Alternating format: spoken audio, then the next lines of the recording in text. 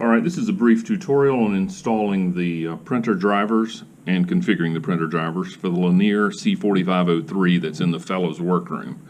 One of the first things that I need to tell you is that you have to be in the National Humanities Center on the network to do this. You can't do this from home. And you can't print from home. You have to be technically behind our firewall in the Fellows network, so you need to be in one of the Fellows offices or in the workroom and connected to the network. In this case, I'm connected to one of the NHC Wings network. I'm close enough to the 5G, so I'm connected to it, but I could just be connected to the regular Wings network. And then, of course, the password is Humanities with a capital H ending with an exclamation mark. Anyway, that's what you want to make sure you've done to begin this process. So the first thing you'll want to do is get the address from me. I'll send this around. I'm going to do this in Chrome because that's the browser with which I'm most familiar, but there's a string right here that starts, well, it's a long URL, so there's no way I'm going to attempt to repeat it here, but I'll send it around. And what you'll do is open your browser and go to it. You'll need to know the exact version of OS X you've got installed. Click on the Apple menu and it'll say under About This Mac, in this case Mac OS High Sierra. That's all you really need to know, but you can see the actual number 10.13.4 right below it. So Mac OS High Sierra. So you'll see a list that begins with Windows, and I'm going to scroll down, find Mac High Sierra, and then I'm going to click on the, notice it's a list of a bunch of them, but it'll take you to your version. You'll click on that little download icon right there, and then it'll download the file. What it actually downloads is a DMG, which is an image file, and you can either, the easiest thing is just click on it right here, and it'll open that DMG file and start the process, and then you'll get this window. And that's a README file you can ignore, and you want to double click on the printer driver package file, and it just gives you a list of all the printers it supports. Click continue, agree to whatever that is, and install. Alright, and this is where you'll need to know your password because it requires the administrative level access to your OS. So type your password, and if you don't have it, then you can't install this. And then we'll have to make we'll have to sort that out. But anyway, so I've entered the password, finished the install. I'm going to go ahead and say move this to trash. That's the installation program. And I'm just going to close everything. And then the easiest way to do this, I've clicked inside the browser window, is to initiate a print job. Even though we're not actually going to print, we're going to install the printer. So I'm going to click print, and this Chrome comes up with its own proprietary browser setting, and any other Apple program would open up the system dialog. I'm going to click on system dialog. This is what I want to see right here. Right now, ignore this. The printer's already been installed one time. I'm going to go to Add Printer. So under the printer option here, this is Mac OS's printer option, printer dialog. And what we wanted to see is this. And we're going to click. We're not going to browse for the printer. So we want to click under IP. So the address for the printer, and this is where it starts getting more difficult, 192.168.5.201. All right, and that has to be exactly alike. Exactly alike. That has to be exact. 192.168.5.201. I'm going to change protocol to Line Printer Daemon LPD. Leave queue blank. Name can be whatever you want it to be. Location can be whatever you want it to be. But if everything has gone right, you should see Lanier MP C4503 PS right there. So that means it recognizes the printer at that IP address, and it thinks this is the correct driver, and that is the case. So I'm going to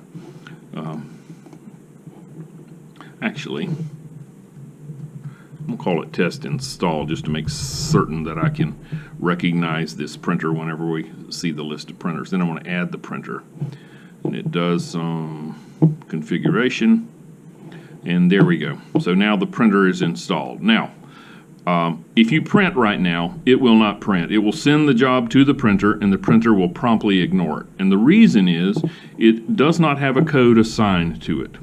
All right, now, so what we want to do is set a preset. This is something a lot of Mac users aren't accustomed to doing, but it's actually a very powerful feature of Mac OS X operating system. You can have multiple presets for different purposes. If you want to print duplex or for in-up printing of some sort, color, black and white. So basically we're going to set a preset to print single-sided black and white. All right, so you'll see. So first thing I'm going to do is change all the settings to the way I want. And then I'm going to save it as a preset. I could make these changes and print, and it would print correctly. But what I want to do is save it, because if I don't save it, it'll just forget them. So I'm going to remove two-sided.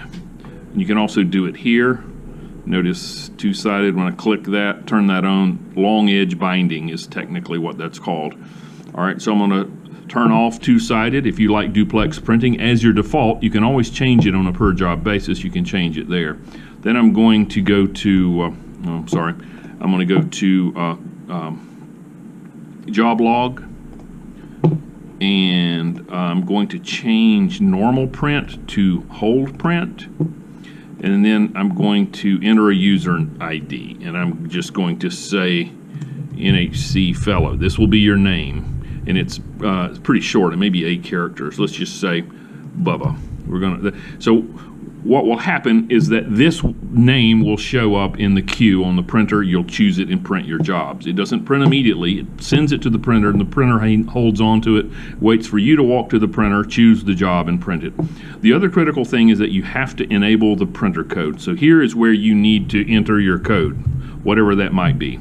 I think we're using 4-digit code, so, you know, I'll just enter an arbitrary code. It's not going to work, but that's where you enter your code. All right, we still don't print, because what we're doing is actually setting up all the features that we want enabled or disabled. And now, once I've done that, let me review. And what you do is click right there where it currently says job log, and there's your layout. That's the default view that you see initially. Notice you've got a lot of options in here. Paper handling, pages to print, all this is things that you could change if you want it to be your default. Normally, unless you know differently, you want to leave them alone. Under printer features, we're going to look down here and see color mode color. By default, color is enabled. You don't want color enabled by default. You can change it on a per job basis.